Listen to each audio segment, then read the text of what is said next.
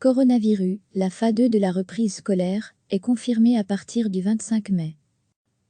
Le gouvernement de la Fédération Wallonie-Bruxelles et les acteurs de l'enseignement ont tiré mercredi un bilan plutôt positif de la reprise progressive et partielle des cours dans l'enseignement obligatoire depuis lundi, confirmant dès lors la mise en œuvre de sa deuxième phase à partir de ce lundi 25 mai. Après les 6e primaires et les classes terminales de secondaire, les possibilités de retour en classe seront donc étendues à partir de la semaine prochaine aux élèves de première et 2e primaire, ainsi qu'à ceux de 2e secondaire. Il ne s'agira toutefois nullement d'une mesure générale, chaque direction d'école pouvant moduler cette seconde phase en fonction de ses capacités organisationnelles, de ses locaux, des conditions de sécurité, etc. Ainsi, si les premières primaires sont invitées à rentrer dans une école A, ce pourrait n'être que les 2e primaires, dans une école B dans une 3e, seuls les élèves identifiés comme étant en difficulté scolaire pourraient être rappelés par l'école, pour éviter tout décrochage par exemple. Les parents d'enfants concernés seront informés par leur direction. D'après les chiffres avancés par les fédérations de pouvoirs organisateurs, la fréquentation moyenne durant cette première semaine de reprise était de 55 à 60% pour les élèves de 6e primaire et de 80% pour les années terminales dans le secondaire. Sur base des sondages préalables réalisés par les directions auprès des parents, on s'attend toutefois à une plus faible présence la semaine prochaine pour le premier degré du primaire. Si aucun incident majeur n'a été constaté depuis lundi, beaucoup d'écoles ont néanmoins fait part de difficultés dans le respect des conditions de silo, groupe fermé d'élèves, fixées par les experts scientifiques qui ont défini la stratégie de déconfinement. Il a dès lors été convenu de reconsulter ces experts pour clarifier cette notion de silo, explique un participant à la réunion qui s'est tenue par vidéoconférence. Si on en reste avec la définition actuelle, ce sera très difficile de passer à des étapes ultérieures. On voit d'ailleurs qu'en Flandre, ils ne respectent pas du tout ces conditions de silo. Outre un assouplissement de cette notion des silos, les acteurs de l'école ont aussi profité de la rencontre de ce mercredi pour déjà aborder les modalités de la prochaine rentrée de septembre. Même si l'évolution de l'épidémie est encore fort incertaine pour l'avenir, les fédérations de pouvoirs organisateurs ont insisté sur la nécessité d'y voir clair le plus rapidement possible quant aux modalités organisationnelles de cette rentrée de septembre. Il est clair que si on attend le 15 août pour se décider en fonction de la situation épidémique du moment, ce sera alors le chaos complet à la rentrée.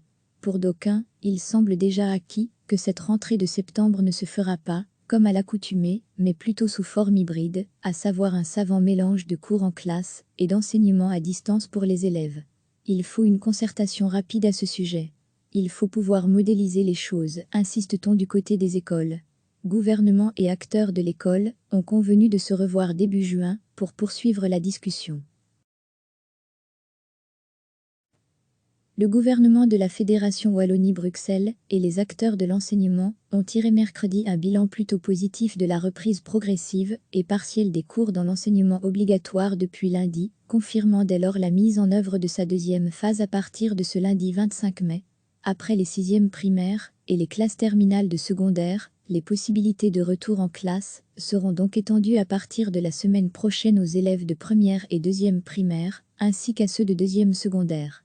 Il ne s'agira toutefois nullement d'une mesure générale, chaque direction d'école pouvant moduler cette seconde phase en fonction de ses capacités organisationnelles, de ses locaux, des conditions de sécurité, etc.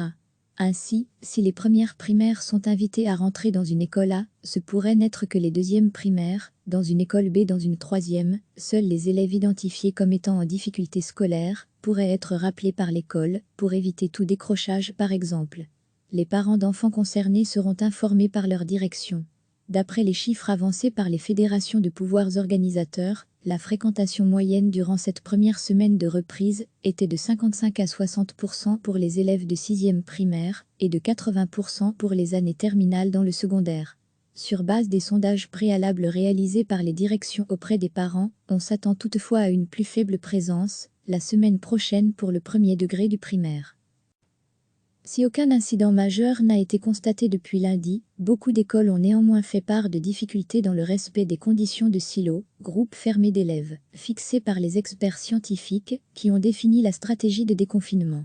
Il a dès lors été convenu de reconsulter ces experts pour clarifier cette notion de silo, explique un participant à la réunion qui s'est tenue par vidéoconférence.